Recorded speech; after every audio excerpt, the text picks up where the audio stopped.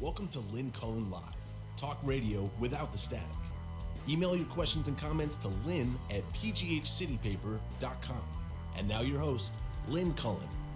I heard somebody say my name. Hi, how you doing? It's December 3rd. I'm sick of them shooting movies downtown. You can't park! I had to take my car down today, and everywhere you look, no parking, no parking, no parking, no parking, no parking, and then you see those signs pointing people to where the set is. Oh, God. Anyway, a minor gripe. It's a dreary winter Tuesday, and that means my sister Susan is joining us. Hi, Suze. Hello. Yeah, hello. So I just have to tell you, you're not on Twitter, are you? You don't do Twitter. I don't. I very rarely. Okay. I check everyone. No, I'm not. So what's Okay. happening now? No, it's just I just opened mine right before the show started to see if anything was breaking, and here's the first tweet I saw. When I was 22, my father, stumbling drunk and suicidal, fell and hit his head. He died instantly. That's when I realized, in the midst of my grief, how much I love beef stew. For this recipe, you'll need a slow cooker.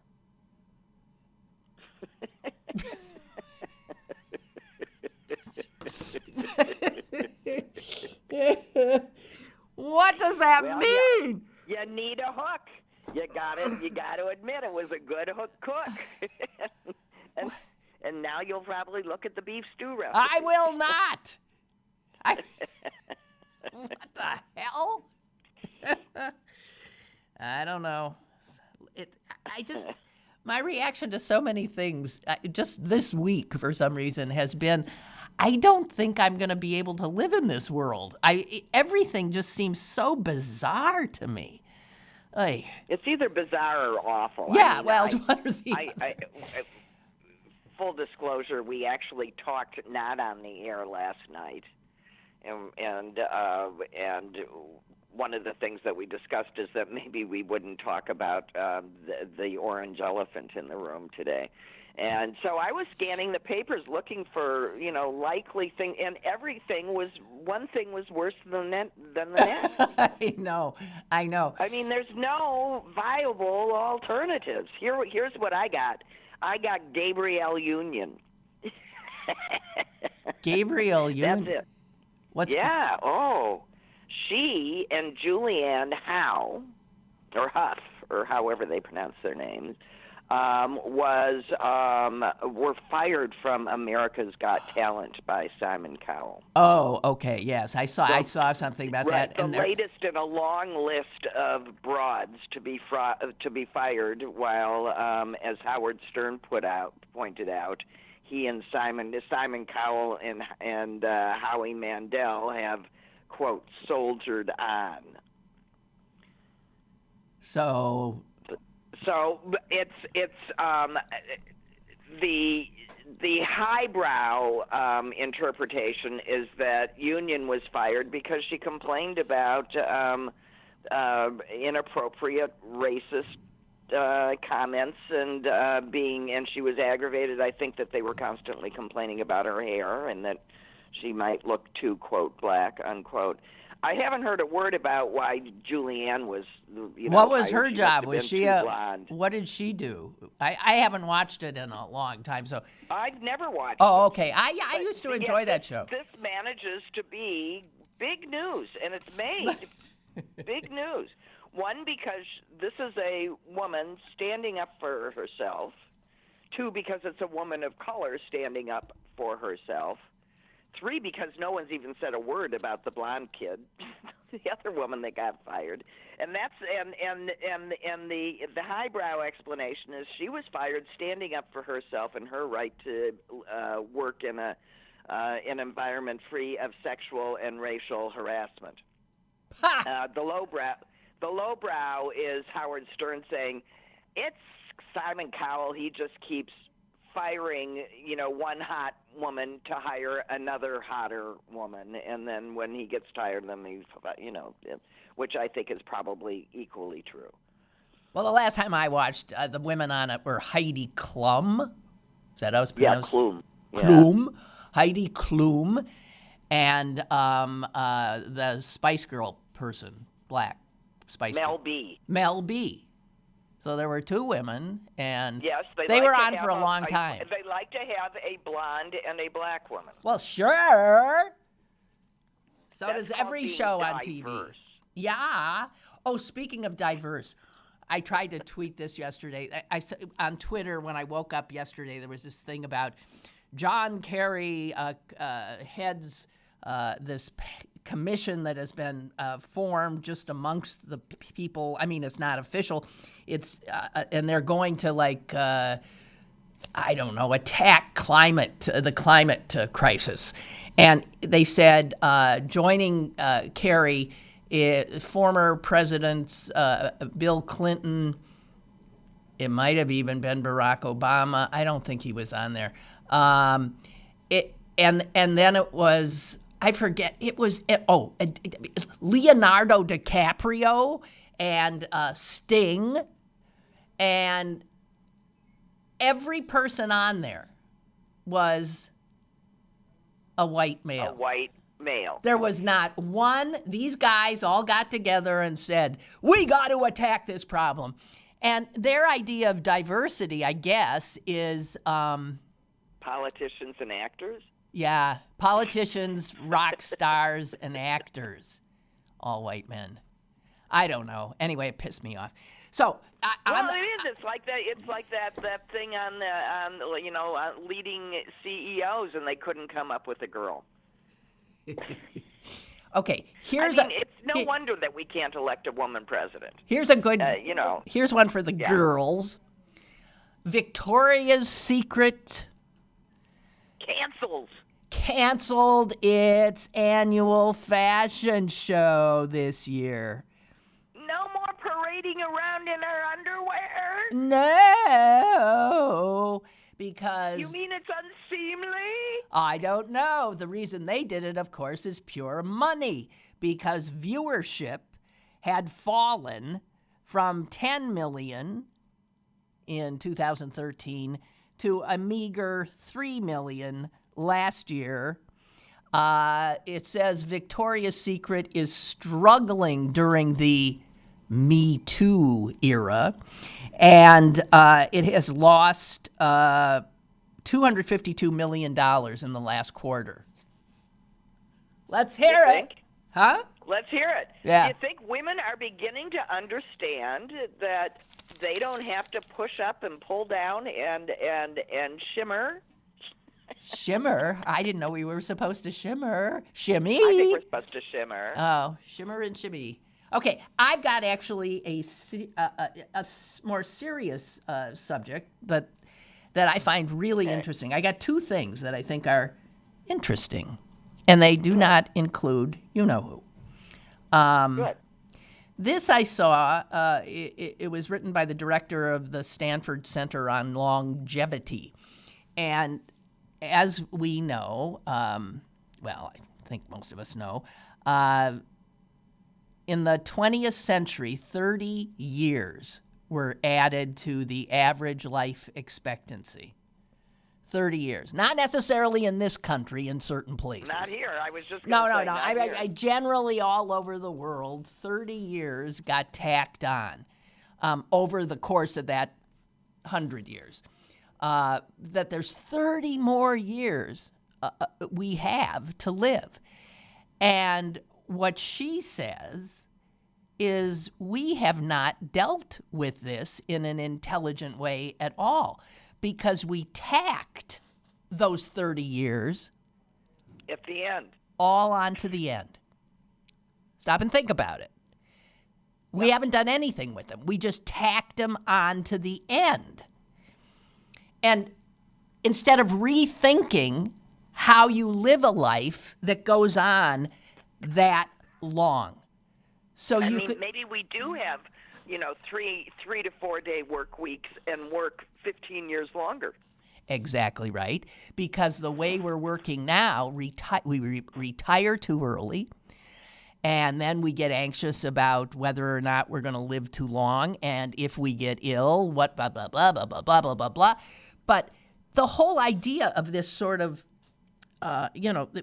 we're stuck in this idea that, okay, you go to school, you graduate, you get out of school, you go to work, you have a family, you this, that, you retire, and then you've got like 30, 40 years to do nothing. It doesn't work for a lot of people. It's insane. People worry about outliving their money, hoping they don't get dementia. And she says if we do not begin to envision what satisfying, engaging, and meaningful century-long lives can look like, we're going to fail to build all kinds of wondrous things. I don't know what she's talking about there, but so it never had occurred to me.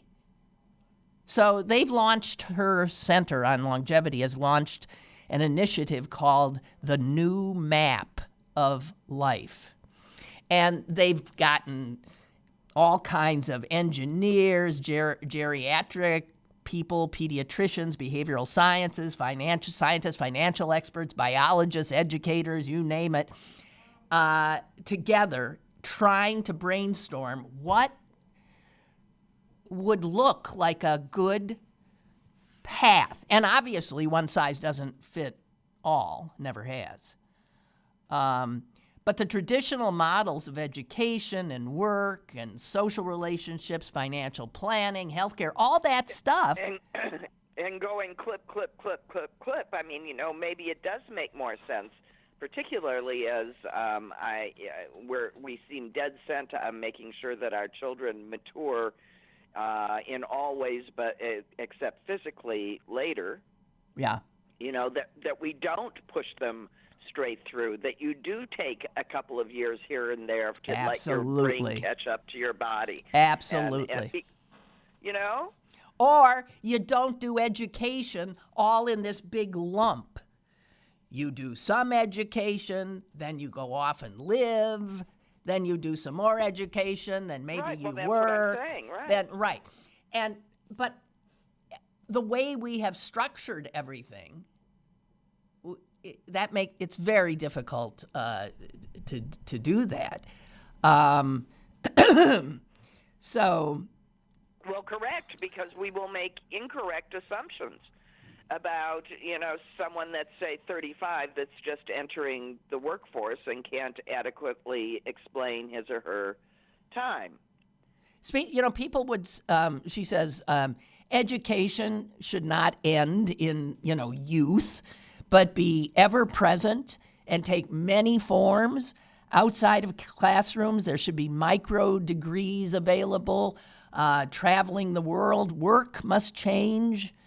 Well, lifelong learning is hardly a new concept, nor is every university that I know of having classes for the community. And I know that Wash U used to have ones that were specifically aimed at people, in this later stage of life. You want to come in and just start learning? Well, here's the professors, come learn. Well, I don't know. It's not new. It needs to be organized. We've never, but anyway, I just thought that was fascinating. Longer lives present us with an opportunity to redesign the way we live. And we need to start thinking pretty creatively and outside the box.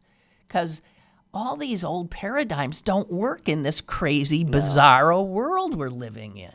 No, they don't. So... And if you're and watching our mother, who at 97 is going pretty strong, I would just say that to me, her secret, or one of her secrets, is that she enjoys people. She constantly makes new, real friends. Yeah, well, and they've they've kept her company, kept her going, kept her social, but that's because she started it. Well, that's her nature. It's she's curious. She's loves life, and she doesn't have the kind of impediments that some of the rest of us. Listen, she's got no reason not to be the happiest person in the world, and therefore she was. That said, yeah, there are a lot of people that, given everything our mother was given, wouldn't have done anywhere near as well. You have to not only have the opportunities, you actually have to use them, and that's what she did. Yeah. Lucky lady. Okay, so anyway, I thought that was pretty neat. I mean, stop and think about the stupidity of tacking 30 more years in one part of our lives. All at the end, where it's you're stupid. supposed to just sit on the couch and wait to die. Yeah, how stupid is that? Really, dole it out. 30 years, a big hunk of time. Or try and figure out a way for us all to live less stressfully. We clearly have the time, or at least some of us do. Yeah, some of us do. Okay, we have a call. Some of us are going to just fall off anyway. Go ahead. We have a caller. Hello, caller. Hi, Lynn. It's Jeff. Hi, Jeff. And first, I'd like to apologize for my profanity-laced tirades.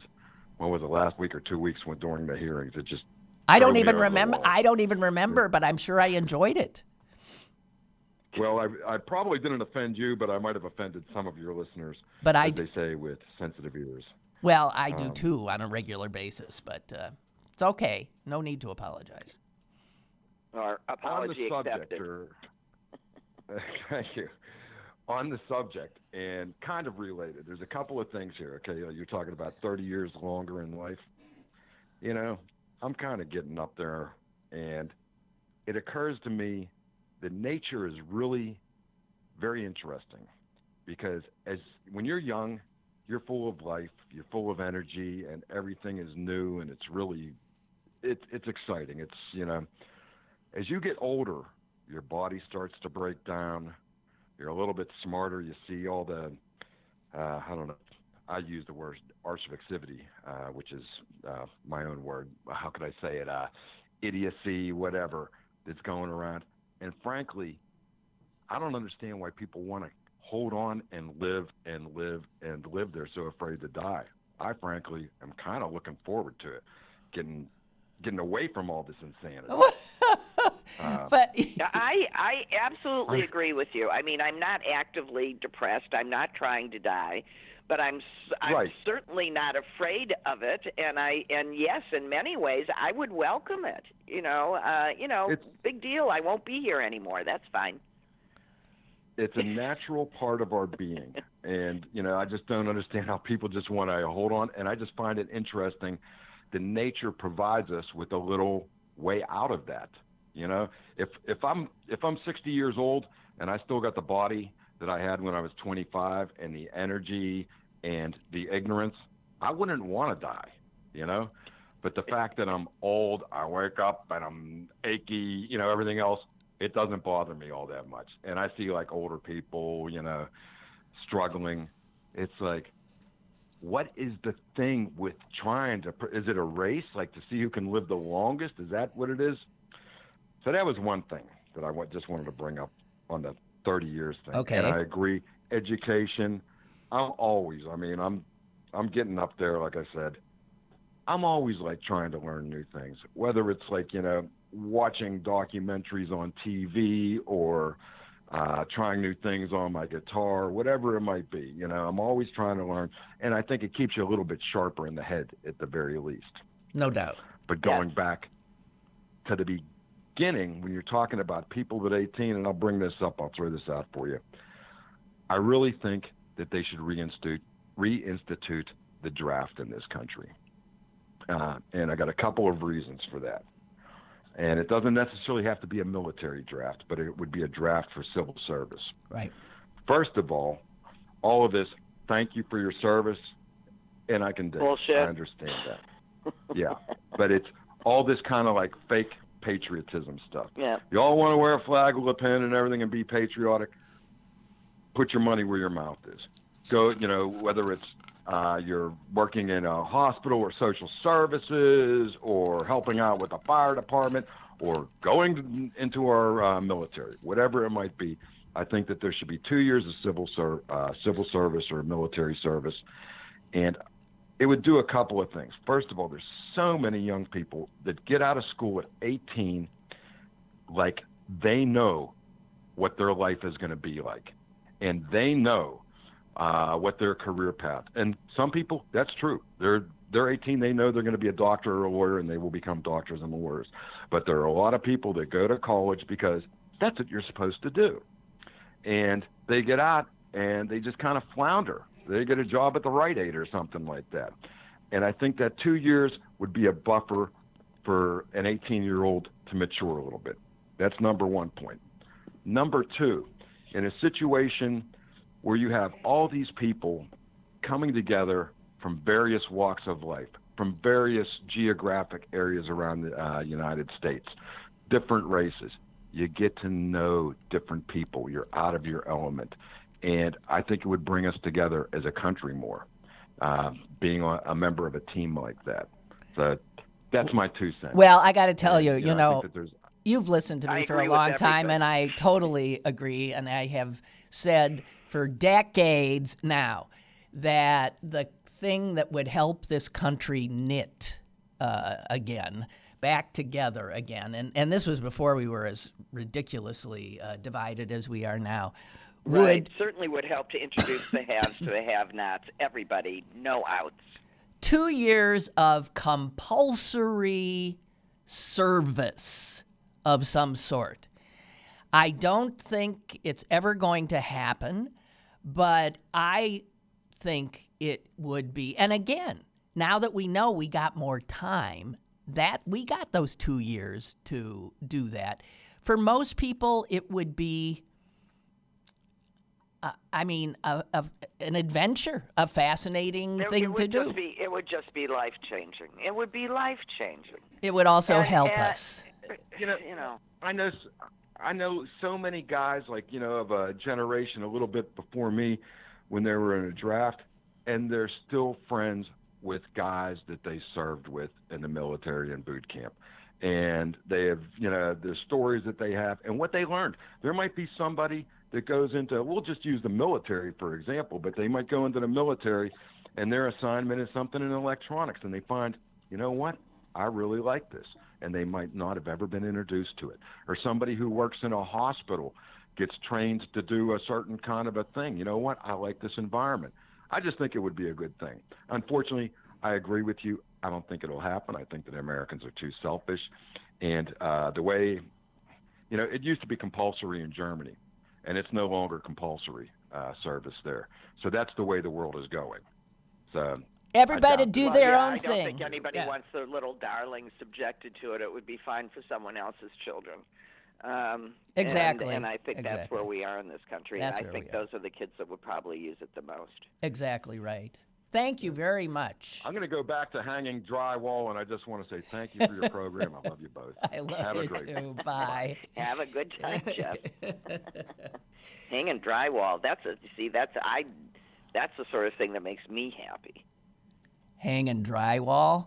Well, doing. I like me. Yeah, I you're like a tools. I could use you right now. I got a lot of things in my house that are going to pot, and I don't know what to do. Last time I came to help, I broke your fixture. Well, that you did, but generally you do help.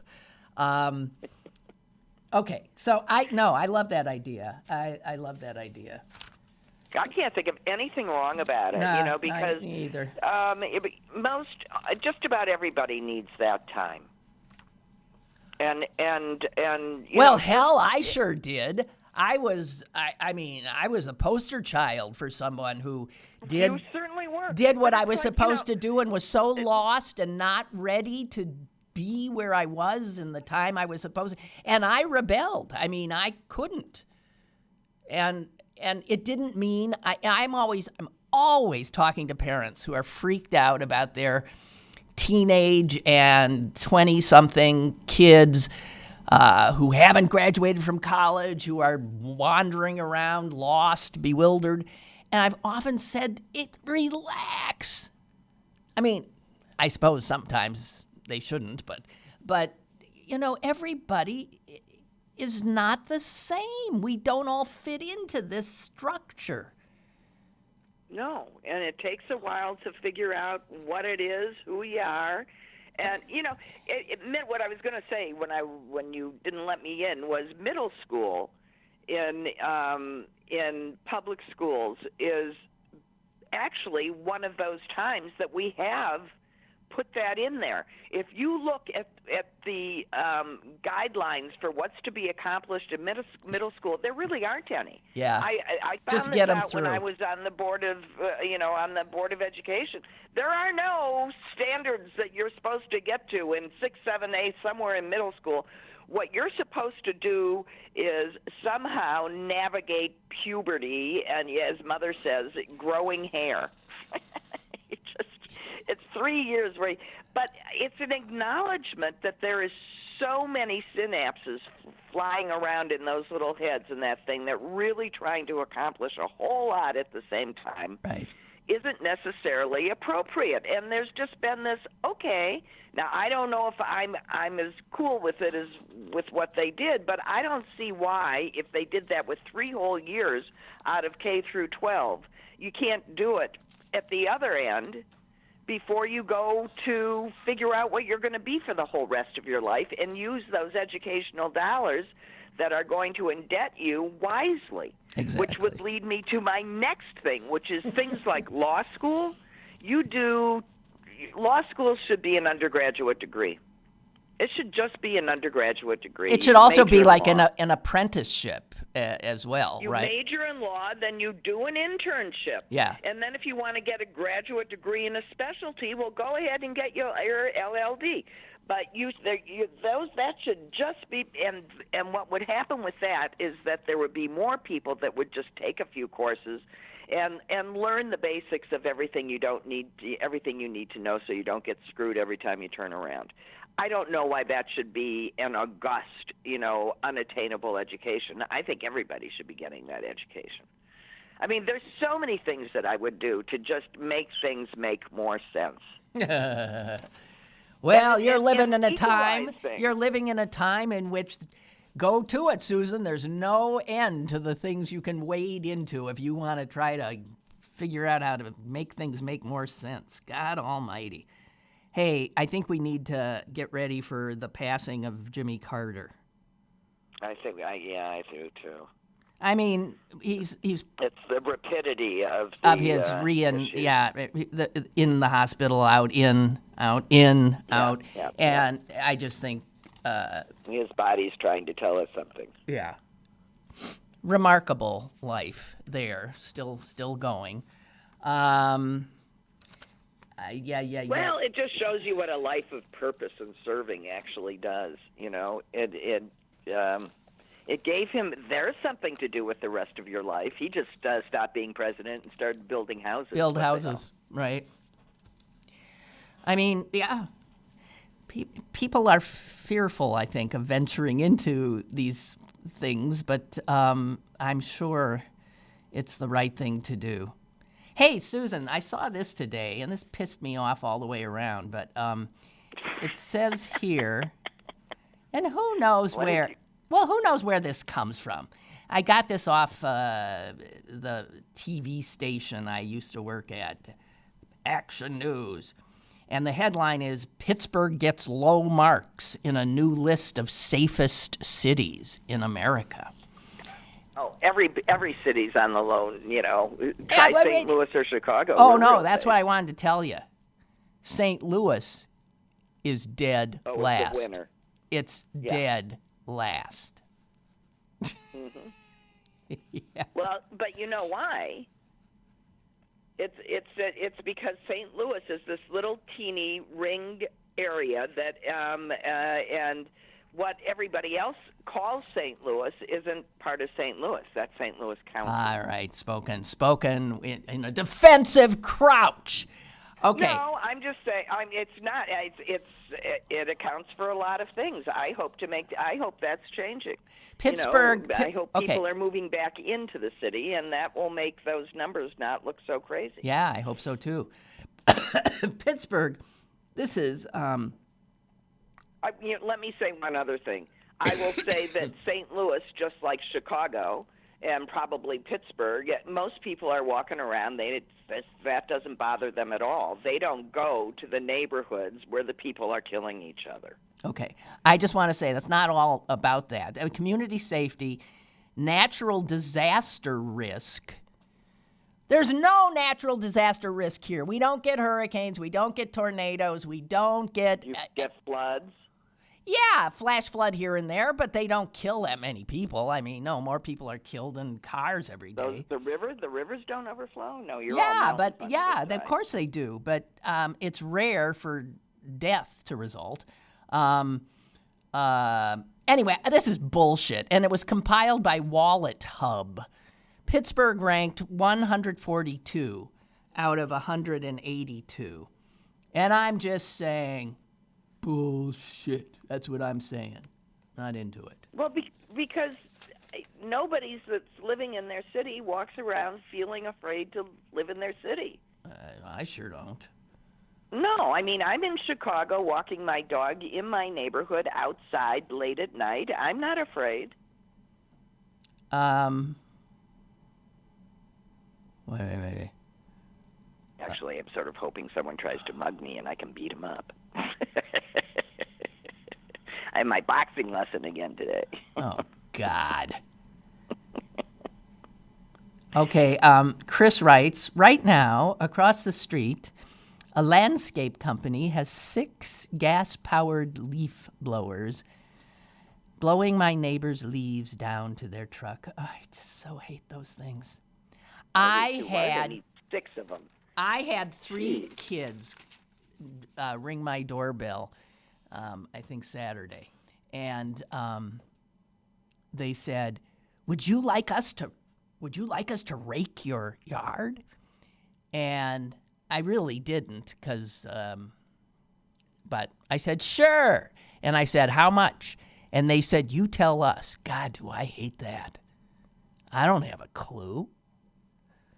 So I said, $40, and you should have seen their eyes. Yeah! I said, oh, I should have gone lower, huh? And are you kidding? well, that's okay. I love that they were doing. You don't see kids do that anymore. No, and, I agree, but I would have. And then. How old were they? I don't know, like maybe 11. That's a lot of money, Nina. No, it's not. 3 into 20. I'm thinking. It doesn't matter. Who's got money? I got money. Who do I want to give it to? I'm going to give it to these kids who are. No, you're absolutely. I was afraid you were going to not do it. Okay, go ahead. No. And then, so they didn't do a great job. I mean, because they didn't have. Guess what they had? They had rakes. Rakes. Yes, God bless them for the rakes alone. I'd give them $40. But rakes, can't get in between the, plants and stuff. Right, they didn't blow out everything. No, so it didn't look like that. And you know what? I hate that look. I hate that look where there's not a leaf left. And instead there's just this sort of like brown, barren winter landscape. I now leave my backyard absolutely natural. And it's so much more beautiful. There's leaves in the winter. Does. Oh my God! I don't. No, my front, I do. I try to keep up with. My brother-in-law, the landscaper, plants things so that in the winter it looks pretty. They're pretty. And the birds like those things. I don't. Whatever. I just. Yeah. But anyway, these kids, God bless them. That was $40, well spent. And when they were done, they came back and said, we're done.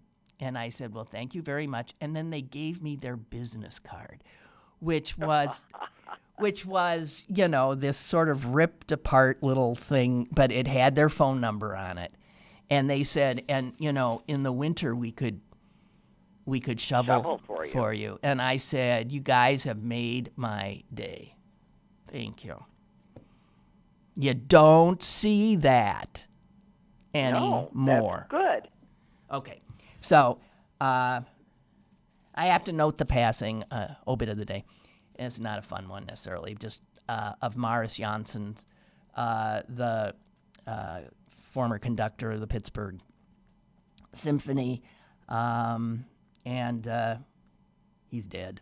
I just that's some obituary. I was sorry to hear it because he's not that. He's 76. Anyone in their 70s to me is young. Not old. Yeah, right. That's not old. Anyway, just a few things from the New York Times obit. It says here he was music director of the Pittsburgh Symphony from 97 to 2004, delivering performances that were technically brilliant and notably expressive. The Washington Post called him the greatest living conductor. He was born, get this, I did not know this about him. He was born to a Jewish mother, opera singer, who was in hiding in Riga, Latvia, because of obvious reasons. The war. It was 1943. So he was born to a mother who was... To a woman in hiding. In hiding. And they made it out. They stayed there behind the Iron Curtain. And this is a cute story. So his mom still was a opera singer, and his father was a conductor. And he said, my father once took me to see my mother in Carmen. And in the first act, when they grab Carmen and take her to jail, I started shouting, "Don't touch my mother!"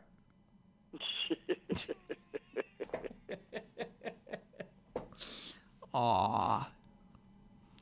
So anyway, they said that he made the Pittsburgh Symphony into an A-list. I'm sure Lauren Maisel, who he replaced, would not be happy to hear that.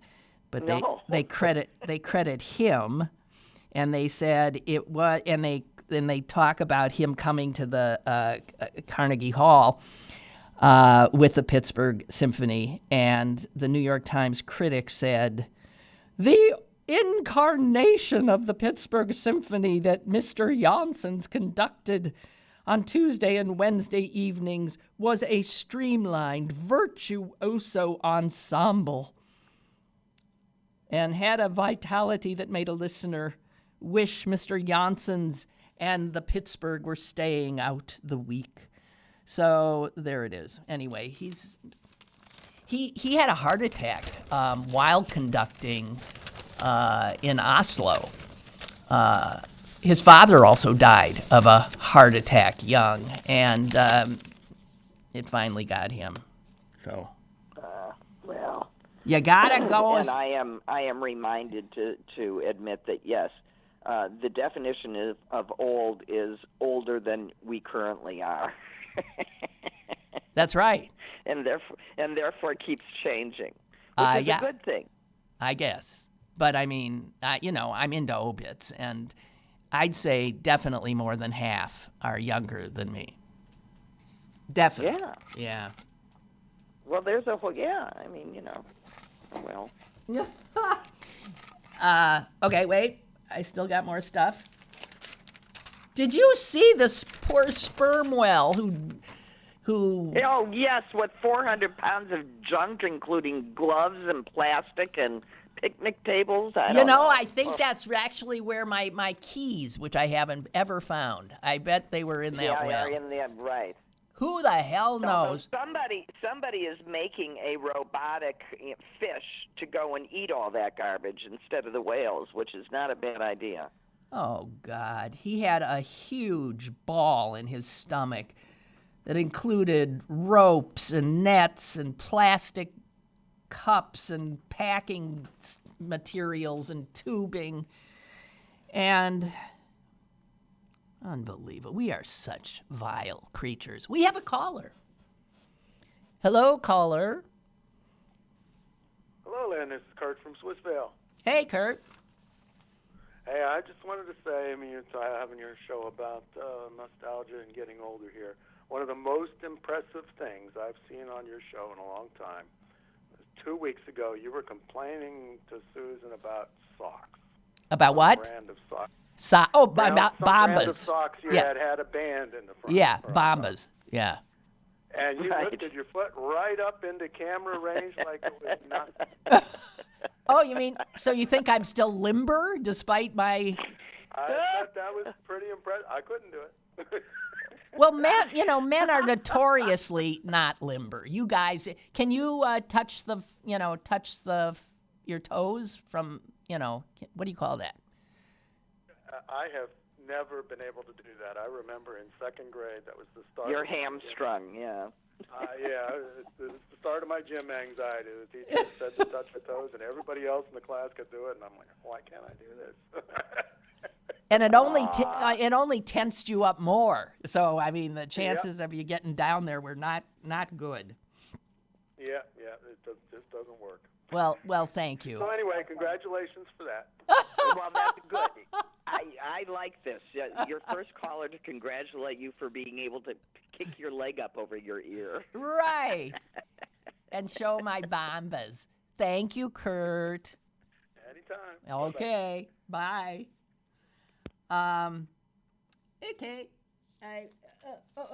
Do you remember, Susan, do you remember, it was like 4 or 5 years ago, this picture of this unbelievably gorgeous man went viral. It was a mugshot.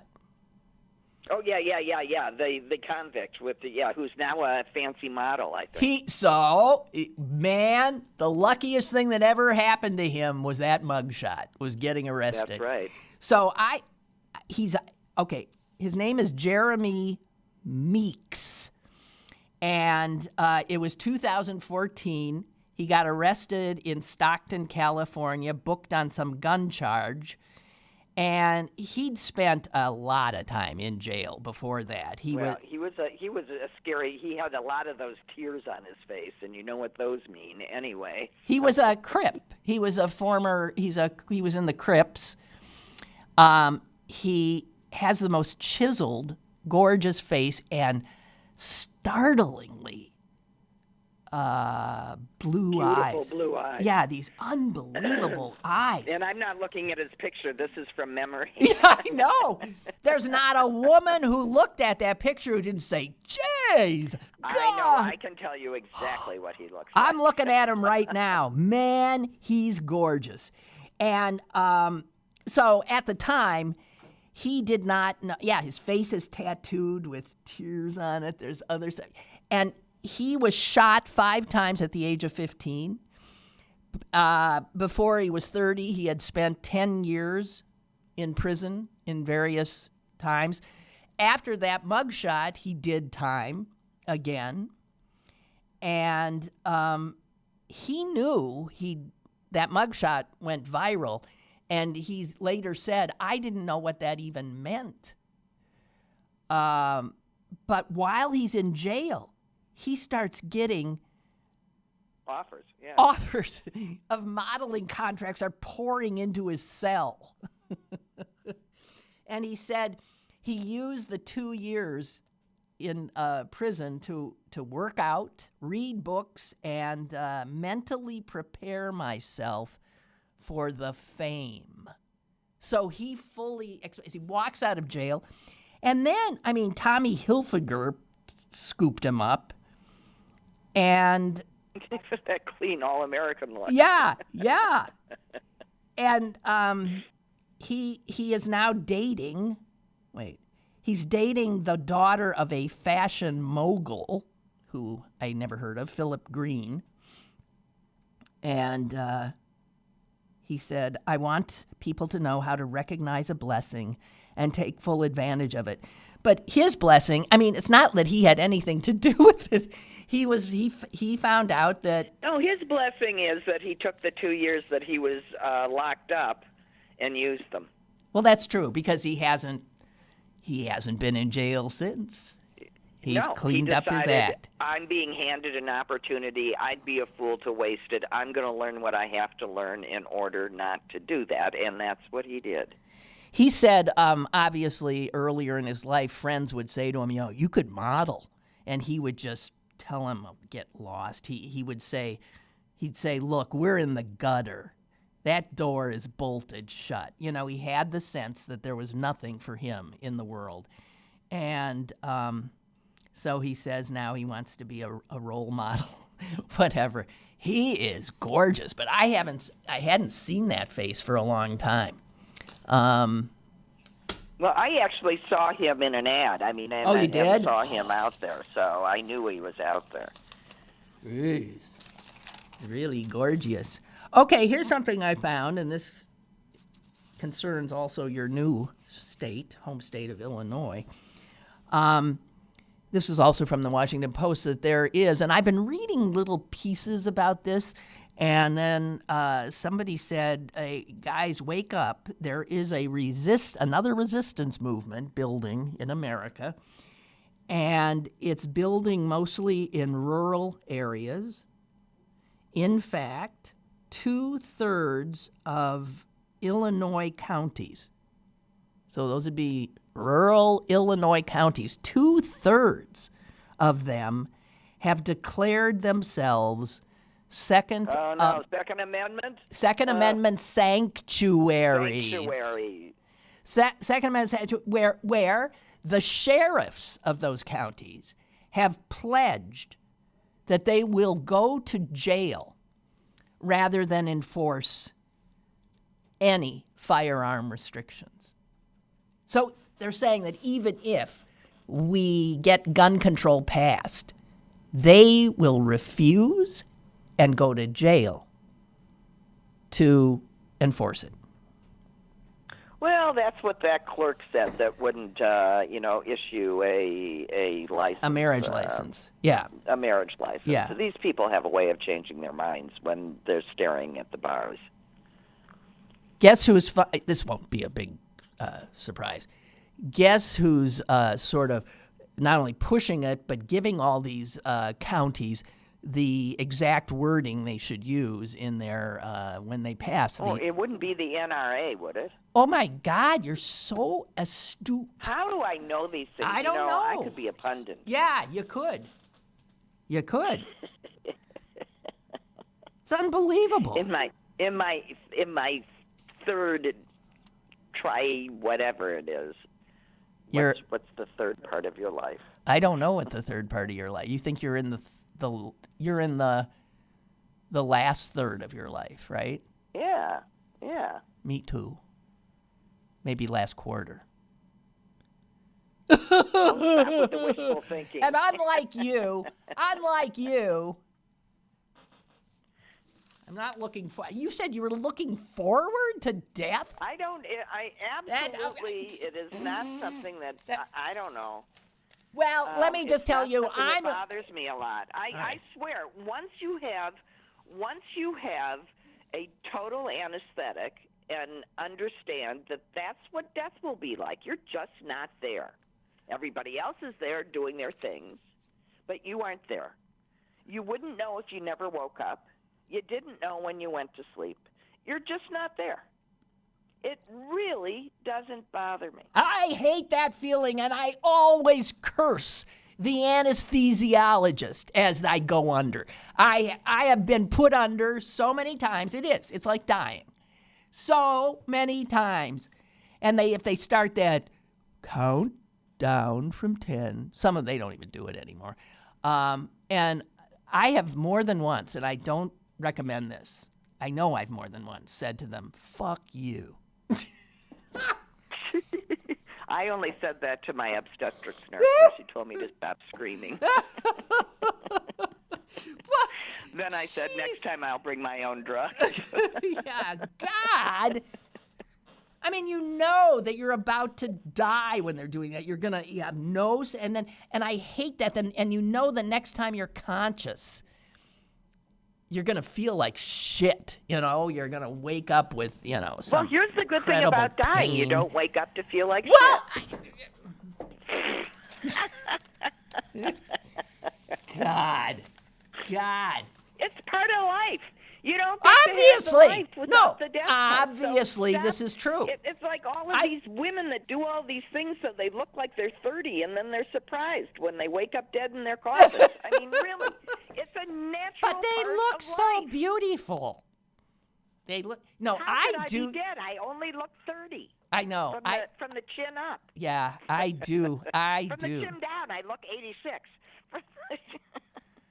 Well, some of them even go to work on that stuff. But I mean, it is. Honest to Pete. What talk about whistling past the graveyard. Talk about you're not faking anybody out. Talk about, refusal to deal with reality. Yeah, I mean. And then it's dust to dust and a few implants and bolts and nuts.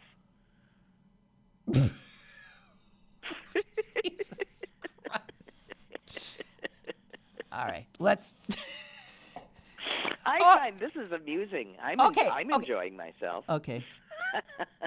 Okay, well, I have right here that Pennsylvania is considering requiring, I hate this, wait, I've got two horrific stories here. We shouldn't do this, right, because we've been having a good time. Pennsylvania has a bill, the legislature here, to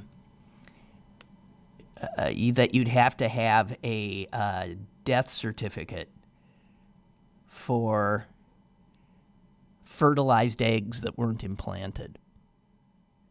Oh, come on. I mean, don't you have to be alive before you can have a death certificate? Why don't we lock the parents up for child abuse that refuse to carry those poor little things fruition? Yeah, I mean, right. They're just letting them sit there. I mean, that's abusive. I know. And when those places where they store them accidentally turn off the power and they all melt. Oh yeah. How many counts of murder is that? Okay. Anyway, there's a bill that would require people to arrange burials or cremations for all fetal remains, and that includes. Yeah. That's like, so if you have a miscarriage, that's right. Morning, yeah. You're supposed to fish it out and call 911. Yes, Susan. Does anybody know what a miscarriage looks like? No. in the toilet, by the way? Don't. We got Susan worked up. No, I'm serious. Because if you do and you have, you wouldn't know what had happened necessarily. If you're a woman, you wouldn't know. It doesn't look that different from other things that naturally occur in a woman. Okay. Don't get me started, because the next thing that's going to come out of my mouth is something like "I hate men," and I don't hate no, men. you but don't. I Now, can't Susan. believe it. Susan, that I know. they do these things. Okay, I'm going to push you over the edge now. Okay. Okay, I'm hanging by my fingernail. We've had a little too much fun, and you're lucky that my my computer. You see what she does to me, people? Here I was, cheerful and happy. No. And with one article, she's ruined my day. Go ahead. I am setting you up. Well, just check out the time. We got 6 minutes. I am getting you ready. Oh, I can go beat the crap out of my trainer. Yes, I'm getting you ready for your boxing lesson. Am I not? One more. Yeah. Wait a minute. You might have heard of this one, too. An Ohio bill orders doctors to re-implant ectopic pregnancy or face abortion murder charges. That's malpractice. You could kill someone. I don't even think. Can you do that? You can. No. You would subject a woman to. What? What? No. If you think that if you could take an ectopic pregnancy and put it in the right place and everything would be fine, that wouldn't have been done? It's beyond. You're going to make me say it again. No. An Ohio obstetrician and gynecologist said, "I don't believe I'm typing this, but that is just impossible. We'll all be going to jail, I guess." Yes. Yes, because and there was some guy in the Missouri legislature that this is one of their talking points. that an ectopic pregnancy is an abortion, and that woman is terrible, and it should just be put someplace healthy. And I mean, every woman in the State House was looking at this guy and saying, "You can't do that." Oh, here, a note of levity here. Kurt, who called earlier and was impressed by my limber leg. By shooting your leg up over your ear. Yeah, said this, listening to us talking about these fertilized eggs needing a death certificate. He said, could you buy life insurance for an embryo and then cash it in with a death certificate? Well, no, but you'd have to take that up with the life insurance companies because maybe they know more about life than the legislators. Oh, you mean the insurance companies won't be as totally stupid? Yeah. No. Especially since, for example, I can throw out a good quote here. For every egg that is retrieved from a woman and stored, that egg has a 2% chance of becoming anything. 2%. Mm-hmm. So I don't know any insurance company that's going to ensure that thing comes to life when it only has a 2% chance of doing it. All right, so Kurt, you'll have to go make money some other way. Forget about it. By the way, another fun fact, that same woman who is getting her eggs frozen has a 4% chance of rupturing her ovaries by taking all those drugs. So, in fact, there's twice as much chance that she'll injure herself than she will get a live child out of any of those eggs. Aw. Well.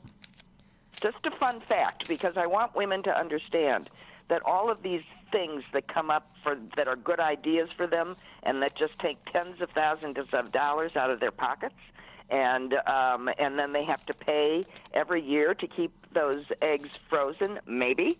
You have to be very, very, very careful about where you go and how you do it. I'm not saying that there aren't successful things. I'm saying there's a ton of bad doctors and scams out there. You got to be very, very careful.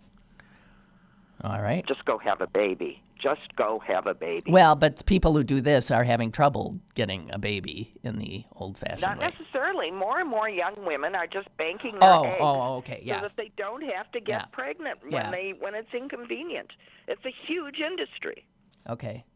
And pregnancy is an inconvenience. There is no doubt about it. It's just crazy what we're doing to ourselves. Okay, Susan, explain this. And going back to the first conversation, if you have 30 more years, then maybe we should design a system where a woman is allowed to have children within the normal range of childbearing age and then have a lucrative and successful career of her choice.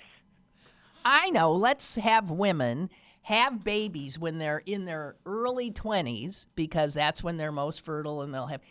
And we'll let the babies get to about, 6 months, and then freeze those babies. Oh, yeah. No? And when they have time to be a mother. I'm just saying, this whole, I hate this world now. Why did, we've got a minute left, Suze.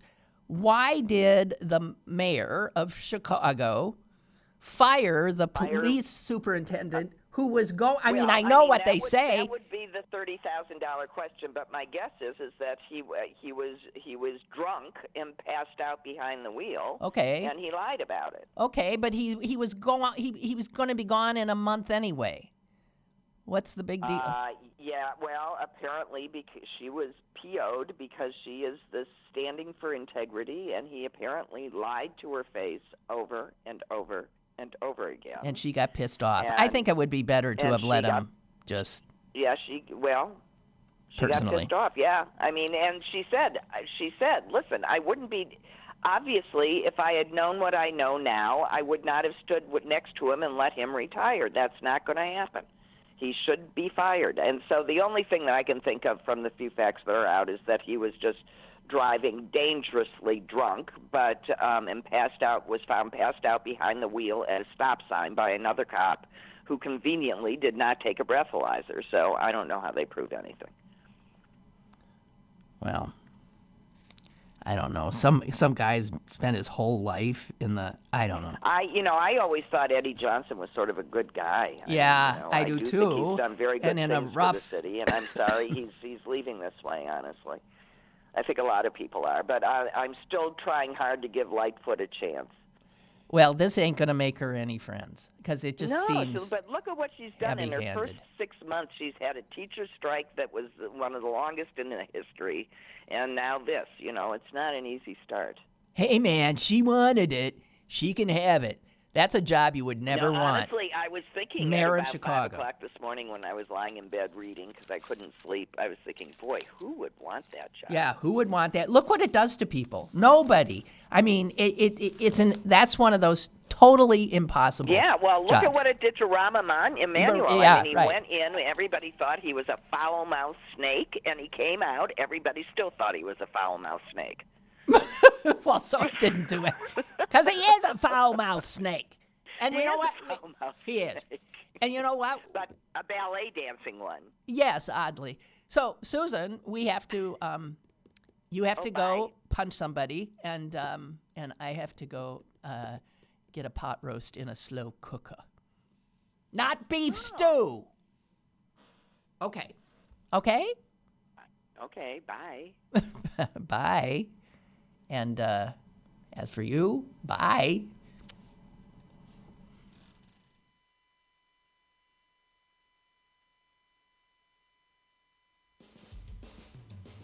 Lynn Cullen Live, Monday through Friday from 10 a.m. to 11 a.m. and archived at pghcitypaper.com. The opinions expressed on Lynn Cullen Live are those of the host and do not necessarily reflect the viewpoints of Pittsburgh City Paper or its advertisers.